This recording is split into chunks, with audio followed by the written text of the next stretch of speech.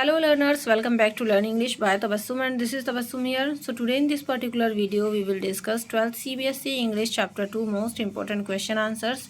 जो हमारा चैप्टर है chapter number 2 which name is lost spring. So इसके इंपॉर्टेंट क्वेश्चन आंसर्स हम यहाँ पर डिस्कस करने वाले हैं जो एग्जाम के पॉइंट ऑफ व्यू से काफ़ी इंपॉर्टेंट है. और ये जो क्वेश्चन आंसर्स हैं इनकी वर्ड लिमिट होने वाली है 30 to 40 वर्ड्स. सो अगर आप अपने बोर्ड एग्जाम्स की तैयारी कर रहे हैं और इस चैप्टर को अभी तक आपने स्टडी नहीं किया है तो डिस्क्रिप्शन बॉक्स के थ्रू जाकर आप इस चैप्टर को भी ईजिली क्लियर कर सकते हैं क्योंकि इसकी स्टोरी मैंने आपके साथ डिस्कस की हुई है. And as you know that इस स्टोरी के हैं 2 पार्ट्स. पहला है समटाइम्स आई फाइंड अ रूपी इन द गार्बेज और दूसरा है I want to drive a car. तो दोनों ही जो पार्ट हैं उनकी स्टोरी का लिंक आपको डिस्क्रिप्शन बॉक्स में मिल जाएगा. साथ ही साथ जो प्रीवियस चैप्टर है वो भी उसकी एक्सप्लेनेशन और साथ ही साथ इंपॉर्टेंट क्वेश्चन आंसर्स भी आपको डिस्क्रिप्शन बॉक्स में मिल जाएंगे. Now let's get started. बाकी अगर आप मेरे चैनल पर न्यू है, अभी तक सब्सक्राइब नहीं किया है, तो आप सबसे पहले चैनल को सब्सक्राइब करके बेल आइकन को प्रेस करें सो दैट फ्यूचर में आने वाली सारी वीडियोज़ आप तक ईजिली पहुँचती रहें. एंड हाँ, don't forget to like and share this video also. तो देख लेते हैं हमारे फर्स्ट पार्ट के important question answer. So as you can see here part 1 है हमारा समटाइम्स आई फाइंड अ रूपी इन द गार्बेज, जिसका मतलब होता है कि कभी कभी मुझे कूड़े के ढेर में 1 रुपया मिल जाता है. तो ये किसने और क्यों कहा है, कंप्लीट स्टोरी जानने के लिए आप डिस्क्रिप्शन बॉक्स ज़रूर चेक करिएगा. तो आप देख सकते हैं हमारा जो फर्स्ट क्वेश्चन है वो है in what sense is garbage cold for the rag pickers. के जो गार्बेज है मतलब कूड़ा है, कूड़े का ढेर है, वो किस सेंस में इन रैक पिकर्स के लिए मतलब कूड़ा बीनने वालों के लिए गोल्ड है. तो इस चैप्टर में साहिब आलम नाम के बच्चे की कहानी है जो बेसिकली कूड़ा बीनता है. तो कूड़े के ढेर में से वो कुछ ना कुछ स्क्रॉल करता रहता है, कुछ ना कुछ ढूंढता रहता है. ठीक है, तो रैक पिकर्स के लिए गार्बेज गोल्ड क्यों है, या फिर ये क्वेश्चन आपका इस तरीके से भी पूछा जा सकता है. Garbage has 2 meanings for the rag pickers of Seemapuri, what are they. तो गार्बेज का मतलब जो है सीमापुरी के रैक पिकर्स के लिए 2 मीनिंग रखता है. दो मतलब होते हैं गार्बेज के, तो वो दोनों मतलब क्या है. तो दोनों ही टाइप से क्वेश्चंस आपसे पूछे जा सकते हैं. कोई सा भी क्वेश्चन पूछा जाए आंसर आपको यही देना है. Now let's see the answer. Garbage has the following 2 meanings for the rag pickers of Seemapuri. के सीमापुरी के कूड़ा बीनने वालों के लिए गार्बेज के 2 मतलब हैं. वो 2 मतलब कौन कौन से हैं वो हम देखते हैं. More than 10,000 rag pickers of Seemapuri live as squatters. लगभग 10,000 से भी ज़्यादा रैक पिकर जो हैं सीमापुरी के अंदर स्क्वैटर्स की तरह रहते हैं. For them garbage is gold and it is wrapped in wonder. और इन सभी कूड़ा बीनने वालों के लिए गार्बेज जो है वो एक रैप्ड इन वंडर मतलब आश्चर्यों से भरा हुआ खजाना है. हो सकता है कब उन्हें क्या मिल जाए उनको नहीं पता. ठीक है, कहते हैं कि रैप्ड इन वंडर का मतलब होता है एक ऐसा खजाना कि पता नहीं उनको क्या मिल जाए. अगर हम बात करें फॉर अ चाइल्ड, एक बच्चे के लिए it is his daily bread, उसकी ये रोज़ाना की ब्रेड है, रोज़ाना की रोज़ी रोटी है. Sometimes he finds a silver coin in a heap of garbage. क्योंकि किसी बच्चे को, जो कूड़ा बीनने वाला बच्चा है, उसको जो है कोई भी सिल्वर का कॉइन इस जो है कूड़े के ढेर में मिल जाता है. He hopes of finding more and more. और फिर उस बच्चे को ये उम्मीद जागती है कि वो उसको और ज़्यादा उसको चीज़ें कूड़े के ढेर से मिल सकती हैं और वो कुछ ना कुछ फिर और ज़्यादा ढूंढता है. It is a source of survival and earning of daily bread for the elders. लेकिन दूसरी तरफ अगर हम बात करें बड़ों के लिए, तो सीमापुरी के अंदर जो रैक पिकर्स हैं, जो बड़े हैं, उनके घर के बड़े, उनके लिए गार्बेज का मतलब होता है सर्वाइवल, मतलब ज़िंदगी जीने का एकमात्र सहारा और उनका अर्न करने का, डेली ब्रेड जो उनको चाहिए होती है उसको अर्न करने का एक तरीका. सो that's it the first question. Now let's see the second question जो कि है एक्सप्लेन सर्वाइवल इन सीमापुरी मीन्स रैक पिकिंग. तो ये जो सर्वाइवल इन सीमापुरी मीन्स रैक पिकिंग है ना, कि सीमापुरी के अंदर सर्वाइवल करना है, तो उसका मतलब ये है कि रैक पिकिंग. ठीक है, यानी सीमापुरी के सर्वाइवल का मतलब होता है रैक पिकिंग. इसको एक्सप्लेन करना है. या फिर ये क्वेश्चन आपको इस तरीके से भी दे सकते हैं, how do their children become partners in their survival. कि किस तरीके से जो रैक पिकर्स हैं उनके बच्चे जो हैं सर्वाइवल में उनके पार्टनर का रोल निभाते हैं, कैसे वो अपने पेरेंट्स की हेल्प करते हैं. तो दोनों ही तरीके से ये क्वेश्चन आपसे पूछा जा सकता है. Answer would be the same. And हाँ students, if you need PDF of this video so you can easily join my Telegram channel. वहाँ पर मैं पीडीएफ आपको शेयर कर दूंगी, आप इजीली वहाँ से ले सकते हैं. आपको आपके जो अदर इंपॉर्टेंट क्वेश्चन आंसर्स हैं उनके भी पीडीएफ मिल जाएंगी. तो देखो, Seemapuri is a place in the outskirts of Delhi. तो जो बाहरी इलाका है, सीमापुरी जो है दिल्ली का एक तरीके से बाहरी इलाका है या बाहरी लोगों का इलाका है, ये कह सकते हैं। The rag pickers scrounge gold in the garbage dumps. जो रैक पिकर्स हैं वो कूड़े के ढेर में कुछ ना कुछ स्क्राउंज करते रहते हैं। For the children garbage is wrapped in wonder and for the adults it is a means of survival. बच्चों की बात करें तो बच्चों के लिए कूड़े का ढेर एक रैप्ड इन वंडर होता है, पता नहीं उनको क्या मिल जाए, क्या वंडरफुल चीज़ उनको वहाँ से पा जाए। लेकिन बड़ों के लिए इसका मतलब होता है सर्वाइवल, यानी ज़िंदगी जीने का तरीका या ज़िंदगी का सहारा, उनको बस सर्वाइव करना होता है। A group of women say that they pitch their tents where they find food. एक ग्रुप ऑफ वुमेन ने बताया, वो कहती हैं कि जहाँ कहीं उन लोगों को खाना मिलता है वो लोग वहीं पर अपने टेंट्स गाड़ लेते हैं। They become their transit homes, और इस तरीके से ये जो टेंट्स हैं वो इनके ट्रांजिट घर बन जाते हैं, होम्स बन जाते हैं। There the children grow and participate in the process of survival. इन्हीं घरों में बच्चे बड़े होते हैं और अपने माता पिता को पार्टिसिपेट करते हैं, मतलब उनके साथी बन जाते हैं उनके सर्वाइवल में। तो ये जो प्रोसेस है सर्वाइवल का, इसमें माता पिता के साथ उनके बच्चे भी लग जाते हैं। So that's it the second question. Now let's see the third one question है आपका, give a brief write up about a man from Udupi. तो देखिए इस लेसन में फर्स्ट पार्ट में कहानी है मैन फ्रॉम उदीपी। उदीपी का एक आदमी था, तो उसके बारे में आपको ब्रीफली यानी शॉर्टली लिखना। या फिर ये क्वेश्चन आपसे इस तरीके से भी पूछा जा सकता है, what stories did a man from Udupi once tell the authoress Anees Jung. कि एक उदीपी का जो आदमी था, एक बार उसने हमारी ऑथरेस एनिस जंग को क्या कहानी सुनाई थी। ठीक है, तो दोनों तरीके से ये क्वेश्चन आपका सेम होगा आंसर इसका। Once the writer meets a man from Udupi. एक बार जो राइटर हैं वो एक आदमी से मिली जो उदीपी से था। About the shoes, he tells that as a young boy he would daily go to school past an old temple. और जब वो एक यंग बॉय था, वो आदमी को बताता है ऑथरस को कि जब मैं एक यंग बॉय था तो वो जाया करता था एक पुराने मंदिर के सामने से निकल करके अपने स्कूल को। In his way he would stay there for some time to pray to get the goddess for a pair of shoes. और जब वो मंदिर के सामने को जाता था तो वो कुछ देर के लिए वहाँ पर रुकता था, क्योंकि वहाँ पर वो गॉडेस से प्रे करता था कि उसको अ पेयर ऑफ शूज़ मिल जाए, एक जोड़ी जूते कहीं से मिल जाए। His father was a priest at the temple. और उसके जो पिता थे, उसके जो फादर थे, वो उसी टेम्पल के अंदर पुजारी थे। Finally he got a pair of shoes and became content. तो फाइनली उस लड़के को एक पेयर ऑफ शूज़ मिल गए और इस तरीके से वो कंटेंट हो गया। दैट मीन्स यहाँ पर जो उस आदमी ने ऑथरेस से शेयर की अपनी स्टोरी कि हाँ जब मैं छोटा बच्चा था तो इस तरीके से टेंपल के सामने से जाता था, अ पेयर ऑफ शूज़ के लिए प्रे करता था, वहीं पर मेरे जो फादर थे वो एक प्रीस्ट थे, तो और फाइनली उसको किस तरीके से वो शूज़ मिल गए और वो उसको बहुत खुशी हुई। तो ये सब कुछ बताया था ऑथरेस को किसने, एक आदमी ने जो कि उदीपी से था। Now let's see the next question जो कि है, why was Sahib unhappy while working at the tea stall. तो ये भी क्वेश्चन आपका मल्टीपल टाइम रिपीटेड है कि साहिब जो है, ये जो फर्स्ट पार्ट में लड़का है साहिब, तो ये टी स्टॉल पर काम करते टाइम अनहैप्पी क्यों था। देखो स्टार्टिंग में he was a rack picker, but at the end of the chapter he became a tea stall, मतलब टी स्टॉलर बन गया, ये चाय वगैरह वर्क करता था उस पर, टी स्टॉल पर। तो इसका आंसर है Saheb was no longer happy while working at the tea stall. कि अब साहिब हैप्पी नहीं था क्योंकि वो एक टी स्टॉल पे काम कर रहा था। दो he was earning 800 but his face had lost his all care free level. तो ये लॉस्ट है, लास्ट नहीं है।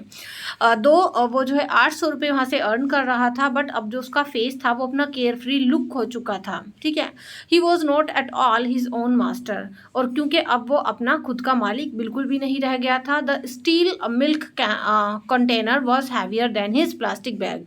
और जो उसके हाथ में स्टील का कैनिस्टर था, मतलब चाय की केतली थी, वो जो पहले उसके कंधों पर प्लास्टिक का बैग हुआ करता था जिसमें वो कूड़ा बिन कर लाया करता था, तो वो स्टील का कंटेनर आज उस प्लास्टिक के बैग से भी ज़्यादा हैवी लग रहा था।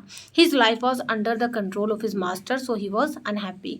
और अब उसकी जो लाइफ थी वो उसके मास्टर के यानी उसके मालिक के कंट्रोल में थी, तो इस वजह से अब वो हैप्पी नहीं था। तो ये हमने देख लिया है। Now let's see the next question जो कि है, how is the garbage heap wrapped in wonder for the children. या फिर ये क्वेश्चन इस तरीके से भी पूछ सकते हैं कि garbage to them is gold, why does the author say to about the rag pickers. देखो इस क्वेश्चन का मतलब होता है कि बच्चों के लिए जो गार्बेज है वो रैप्ड इन वंडर है, यानी आश्चर्य का खजाना है, उनको पता नहीं क्या मिल जाए। या फिर इस तरीके से भी पूछ सकते हैं कि उनके लिए गार्बेज का मतलब होता है यानी कूड़े का मतलब होता है सोना। तो ऑथरस ने रैक पिकर्स के बारे में ऐसा क्यों बोला। दोनों दोनों ही तरीके से क्वेश्चन आपसे पूछा जा सकता है। इसका आंसर अभी हम लोग देख लेते हैं। आंसर है more than 10,000 rag pickers of Seemapuri live in squatters, के 10,000 से भी ज़्यादा सीमापुरी के अंदर जो रैग पिकर्स है वो स्क्वैटर्स में रहते हैं। और for them garbage is gold and it is wrapped in wonder, और उन सभी के लिए गार्बेज का मतलब होता है गोल्ड, क्योंकि ये रैप्ड इन वंडर है। For a child it is their daily bread and more than this since he is hopeful of getting more. अगर एक बच्चे की बात करें तो एक बच्चे के लिए जो कूड़े का ढेर होता है वो उनकी डेली की रोजी रोटी है, उनकी डेली का ब्रेड है। और क्योंकि और उनको ये भी उम्मीद रहती है कि उनको ये भी होप रहती है कि शायद हमें और ज़्यादा ढूंढने से कुछ और चीज़ें मिल जाएं। Sometimes a child can find a silver coin और मोर इन अ हीप ऑफ गार्बेज, कभी कभार किसी बच्चे को किसी सिल्वर कॉइन से भी ज़्यादा कुछ और एक्सपेंसिव चीज़ मिल जाती है उस कूड़े के ढेर से। लेकिन for the elders it is the means of survival, लेकिन बड़ों के लिए गार्बेज को मतलब स्क्रॉल करना एक जस्ट यही है कि उनके लिए मीन्स ऑफ सर्वाइवल है कि बस हमें तो सर्वाइव करना है किसी भी तरीके से। So these are the 5 important question answers of part 1। अभी आई होप आपको अच्छे समझ में आ गए होंगे। अभी हम देख लेते हैं पार्ट 2 के क्वेश्चन आंसर्स अभी इसी वीडियो में। अगर अभी तक आपने लाइक नहीं किया है तो आप लाइक कर दें, और अगर आपको समझ में आ रहे हैं इजीली तो आप मुझे ज़रूर लिख करके कमेंट सेक्शन में अपना फीडबैक शेयर करें कि येस मैम आई अंडरस्टूड। इसके अलावा PDF टेलीग्राम पर मिल जाएगी जिसका लिंक डिस्क्रिप्शन बॉक्स में available. Now let's see the part 2 short answer type question जिनकी word limit again 30 to 40 words होगी। And the part 2 name is I want to drive a car, यानी मैं car चलाना चाहता हूँ। So that's a different story of Mukesh, जो कि मुकेश नाम के एक लड़के की कहानी है। इसमें इसी चैप्टर का ये सेकंड पार्ट है। तो इट्स फर्स्ट क्वेश्चन है कि how is Mukesh different from the other Bengal makers of Firozabad, कि मुकेश जो है वो फिरोजाबाद के दूसरे बेंगल मेकर्स से डिफरेंट क्यों है। या फिर ये क्वेश्चन इस तरीके से पूछ सकते हैं how Mukesh attitude towards life different from that of his family, कि मुकेश का एटीट्यूड अपनी फैमिली के दूसरे लोगों से अलग क्यों है। या फिर ये क्वेश्चन इस तरीके से भी पूछा जा सकता है a young man in Firozabad is burdened under a baggage of 2 worlds, कि एक यंग मैन है फिरोजाबाद में तो उसके ऊपर 2 संसारों का बैगेज है, मतलब बर्डन है उसके ऊपर, वो एक बर्डन के नीचे जी रहा है क्योंकि उसको 2 डिस्टिंक्ट वर्ल्ड फेस करने पड़ते हैं। व्हाट आर दे, ये आपको बताने हैं। या फिर इस तरीके से भी इस क्वेश्चन को पूछा जा सकता है who is Mukesh and what is his dream. तो ये बिल्कुल डायरेक्ट क्वेश्चन बन जाएगा कि मुकेश कौन है और उसका सपना क्या है। तो ये क्वेश्चन बहुत ज़्यादा रिपीट आपका होता है, that's why this is the most important question. और ये 4 तरीके से आपसे पूछा जा सकता है। Now let's see the answer. Answer would be the same, कि Mukesh belongs to the family of bangle makers in Firozabad where each family is engaged in bangle making.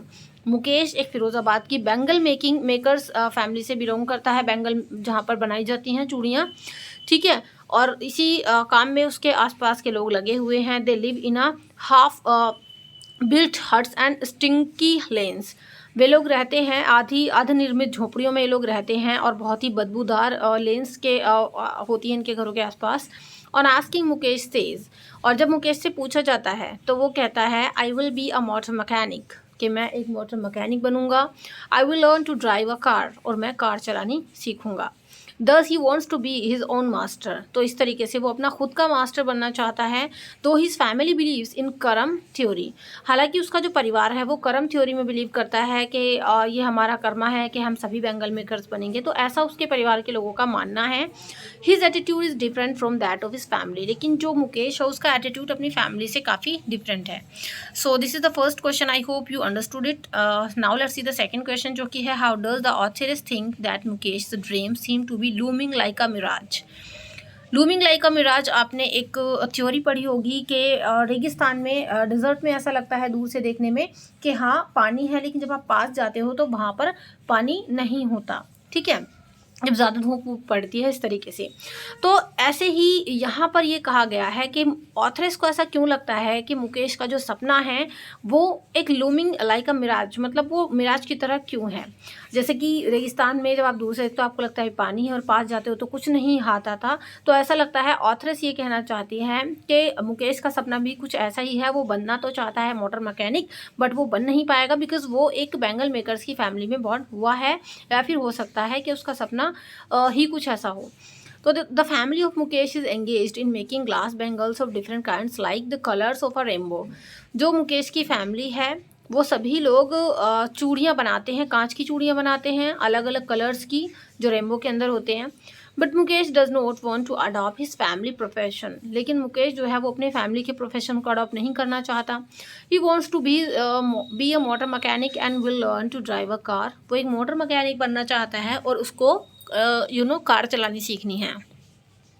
His dream seems like a mirage, लेकिन उसके लिए ये सपना एक मिराज की तरह है। टू द राइटर के हिसाब से, as it is a vague and unclear amidst the dust of Firozabad streets, क्योंकि ये उसका एक ऐसा सपना है जो कि फिरोज़ाबाद की धूल भरी गलियों के बीच कहीं ना कहीं अनक्लियर रास्ता है। ये उसका अनक्लियर सपना ये उसका सच नहीं हो सकता या फिर हो पाएगा शायद। तो इस तरीके से उसका जो एक सपना है वो एक मिराज की तरह है। Now let's see the third question जो कि है विच industry is a boon and also a Ben for the people of Firozabad and how. तो वो कौन सी इंडस्ट्री है जो कि एक बून है और एक बेन भी है फिरोज़ाबाद के लोगों के लिए, ठीक है। तो इस क्वेश्चन को इस तरीके से भी पूछ सकते हैं, why does the author say that the bangle makers are caught in a vicious web, के ऑथर को ऐसा क्यों लगता है कि बेंगल मेकर जो हैं वो एक विशियस वेब यानी एक बहुत ही भयंकर चंगुल में लोग फंसे हुए हैं, बहुत ही बेकार चंगुल में लोग फंसे हुए हैं। इसका आंसर है the residents of Firozabad are depended on bangle making.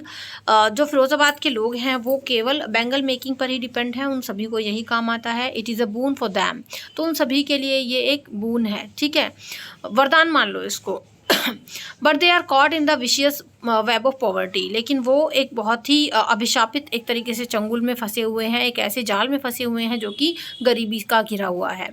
They are force to practise their ancestrals profession, और वो सभी फोर्स किए जा रहे हैं कि वो उनका जो पीढ़ियों से काम चलता रहा है, जो प्रोफेशन चलता रहा है, उसी को उनको फॉलो करना है। They remain ill fed and ill clad throughout life, और वो पूरी अपनी ज़िंदगी इस तरीके से जो है पेट भर खाना भी नहीं खा पाते, ठीक से जो है बीमार रहते हैं, मतलब सही से अपनी ज़िंदगी को जी भी नहीं पाते, तो पूरी ज़िंदगी उनकी ऐसे ही चलती है। They have no money to switch over their profession, उनके पास इतना पैसा ही नहीं होता कि वो अपना कोई प्रोफेशन स्विच ओवर कर सकें। Their hard work is mind numbing, और उनका जो ये काम है वो बिल्कुल माइंड नम्बलिंग है, बिल्कुल दिमाग को एकदम नंबल कर देने वाला है। The police does not allow them to form cooperatives, और जो पुलिस है वहाँ की वो भी उनको अलाउ नहीं करती कि वो एक कोऑपरेटिव्स में कन्वर्ट हो। This business is both boon and a ban for the people of Firozabad, तो इस तरीके से जो बिज़नेस है फिरोज़ाबाद के लोगों के लिए एक बून भी है और एक बैन भी है। Now let's see the next question जो कि है is it possible for Mukesh to realise his dream, justify your answer, कि क्या मुकेश के लिए अपने ड्रीम को रियलाइज़ करना पॉसिबल है, तो आप अपने आंसर को जस्टिफाई करिए। या फिर इस क्वेश्चन को इस तरीके से भी पूछा जा सकता है, व्हाट वाज मुकेश ड्रीम, कि मुकेश का ड्रीम क्या था और आपके ओपिनियन से क्या उसने अपना ड्रीम अचीव किया। तो आंसर है Mukesh belongs to the family of bangle makers, कि मुकेश जो बिलोंग करता है फिरोज़ाबाद के जो है बेंगल मेकर्स की फैमिली से। He tells the writer to become a motor mechanic, वो राइटर को बताता है कि उसको मोटर मैकेनिक बनना है। He will learn to drive a car and does not hesitate to go to the far off garage, वो कहता है कि वो कार चलानी सीखेगा और कोई हेजिटेट नहीं है, उसको कोई हिचक नहीं है अपने घर से दूर गैराज जाकर कार सीखने में। He has no desire to live and become the victim of poverty, क्योंकि उसकी कोई इच्छा नहीं है कि वो हमेशा पूरी ज़िंदगी गरीबी में जकड़ा रहे या फिर एक पॉवर्टी का विक्टिम बन जाए। He says to do anything else means having some dare and the same is flashing on his face, वो कहता है कि कुछ भी अलग करना यहाँ पर, मतलब फिरोज़ाबाद के अंदर कुछ भी हट के अलग करना वो एक डेयर का, हिम्मत का काम हो जाता है। और ये कहते हुए उसकी जो आंखें थी वो फ्लैश कर रही थी, उसका जो चेहरा था चमचमा रहा था। In this way Mukesh will surely realise his dream, इस तरीके से हम समझ सकते हैं कि मुकेश वाकई में अपने ड्रीम को रियलाइज़ कर रहा था एंड उसको वाकई में बनना था एक मोटर मैकेनिक।